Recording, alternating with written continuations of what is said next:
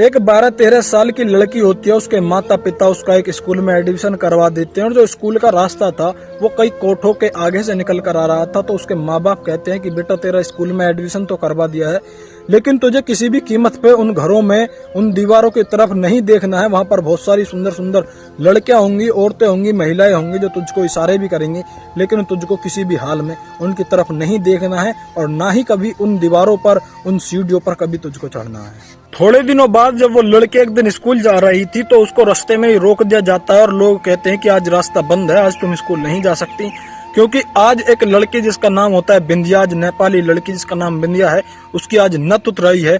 आज कोई भी इस गली से नहीं गुजर सकता। दीवारें सज रही थी एक त्योहार की तरह, एक दिवाली की तरह। उस गली में, उस मोहल्ले में, उन दीवारों में, चार दीवारियों में एक त्योहार बनाया जा रहा था, क्योंकि वहां पर एक नेपाली लड़की की नत उतर रही थी। अब उसके बाद में उस लड़की को ये जानने की चाहत होने लगी, उसको ये जानना बहुत महत्वपूर्ण हो गया। वो सोचती थी कि ये क्या है, ये नथुतराई क्या है। वो अपने माँ बाप से भी पूछने लगी, तो माँ बाप भी शुरू में तो इधर उधर की बातें उसको बताने के बाद उसको शांत करवा दिया जाता है, उसको धमकाकर उसको शांत करवा दिया जाता है। लेकिन जैसे जैसे वो बड़ी हो रही थी, उसकी शादी हो जाती है, बच्चे हो जाते हैं, उसके बाद में वो एक ऐसे संगठन से मिल जाती है, ऐसे संगठन बना लेती है, एक टीम बना लेती है कि अगर कोई भी लड़की जिसकी बिना मर्जी के या कोई किडनैप कर या कोई प्यार के नाम पर कोठों पर उन लड़कियों को बेच जाता था, तो वो लड़की उन सभी के खिलाफ में आवाज उठाती थी और उन लड़कियों को अपने घर पहुंचाती थी। जहां जहां से वो लड़कियां आई उनको उन्हीं के घर पहुंचाती थी, उनको एक नई जिंदगी देती थी। राम राम, नमस्कार, सत श्री अकाल, जय हिंद दोस्तों। मेरा नाम है जीत सैन। सच्ची घटना उत्तर प्रदेश के जिला मेरठ की। जी हाँ, और वो लड़की कोई और नहीं, उसका नाम होता है अतुल शर्मा, जो कि एक महिला है। करीब करीब 60 से 65 साल उनकी उम्र है। वो एक ऐसा संगठन बनाती है, ऐसी टीम बनाती है जिनमें वो लड़कियों को इंसाफ दिलाती है, लड़कियों की सहायता करती है, बहुत सारी लड़कियों को एक नई जिंदगी देती है। धीरे धीरे टाइम बीत रहा था। कई साल बाद शायद उनके बच्चों के भी बच्चे हो जाती हैं। जी हाँ, वो शायद नानी भी बन जाती हैं और दादी भी बन जाती हैं।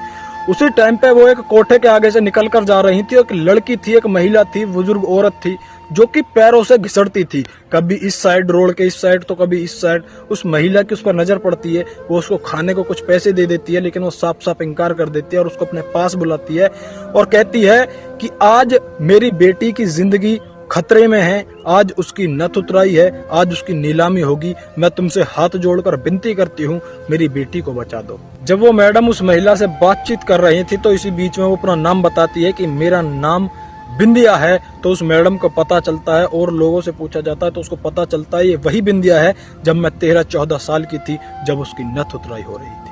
वो बूढ़ी औरत कहती है कि उस टाइम पर मुझे बचाने वाला कोई नहीं था, लेकिन आज तुमने एक संगठन बनाया है, एक टीम बनाई हुई है, अगर हो सके तो मेरी बेटी को बचा लो। आज मेरी बेटी की बलि चढ़ने वाली है, आज उसकी नीलामी होगी। वो कहती है कि अगर ऐसा है तो ठीक है, मैं टीम से कांटेक्ट करूंगी और 1-2 दिन के बाद आऊंगी। लेकिन वो महिला साफ साफ इनकार कह देती है कि मेरे पास में टाइम नहीं है। उसको एक ऐसी बीमारी हो जाती है जिसके बाद डॉक्टर ये कह देते हैं कि तुमको 2 या 4 दिन ही जीवित रह सकती हो, तुम्हारे पास 2-4 ही दिन है। उसके बाद वो महिला कहती है, मैडम कहती है कि ठीक है तो मैं कल आऊंगी एक टीम के साथ। वो मैडम मना कर देती है, बुजुर्ग महिला मना कर देती है कि अगर तुमको कल आना है तो बिल्कुल मत आना, अगर मदद करनी है तो अभी कर दो, वरना बिल्कुल भी मत करना। दरअसल उसको उसी टाइम पर बीमारी हो जाती है जब उसकी उम्र करीब करीब 20 से 25 साल की थी। उसी बीच में जब उसको एक बेटी पैदा होती है जिसकी उम्र करीब करीब 2 से 3 महीने होती है, तो उस औरत को तो उस कोठे से बाहर फेंक दिया जाता है। उसके बाद में वो अपना जैसे तैसे करके गुजारा कर रही थी और उस लड़की को वही लोग पालते हैं जो कोठे की मालकिन होती है। उसको ये बताया नहीं जाता कि ये तेरी माँ है, लेकिन उस माँ को पता होता है कि ये मेरी बेटी है। और जब वो महिला, जो मैडम थी, वो उस कोठे पर जाती है, उस लड़की से बातचीत करती है, तो उसको भी ये पता होता है कि हाँ, इस मोहल्ले में, इस गली में नीचे ही मेरी माँ रहती है, जो कि सड़क पर दर दर की ठोकर खा रही है। बहुत कोशिशों के बाद वो मैडम उस लड़की को खिड़की पर लाती है और उस औरत की तरफ इशारा कर कर कहती है कि क्या तुम जानती हो ये औरत कौन है? तो वो लड़की कहने लगती है कि हाँ मुझे पता है, ये मेरी माँ है, लेकिन मेरी माँ को नहीं पता कि मैं अपनी माँ को जानती हूँ।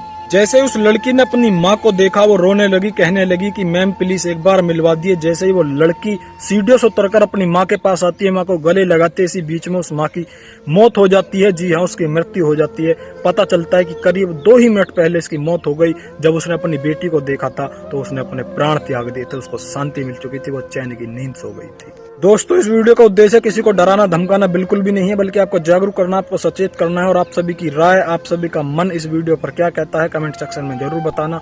धन्यवाद। जय हिंद, जय भारत।